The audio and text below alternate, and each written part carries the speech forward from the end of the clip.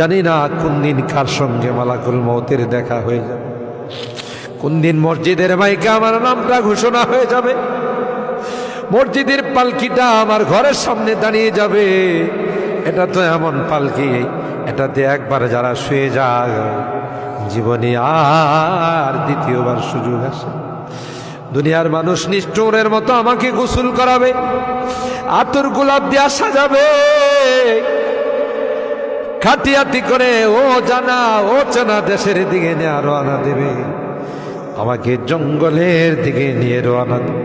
আমি চলে যাব, আর কোনো দিন আসব না। আল্লাহ ওই মুহূর্তটা আসার পূর্বে নেককার বানাই দিও আল্লাহ, পরহেজগার বানাই দিও, কলমাওয়ালা বানায় দুনিয়া থেকে নিও আল্লাহ। আমি যদিও গুনাহগার, মুসাফিরের দোয়া নাকি তোমার কাছে কবুল।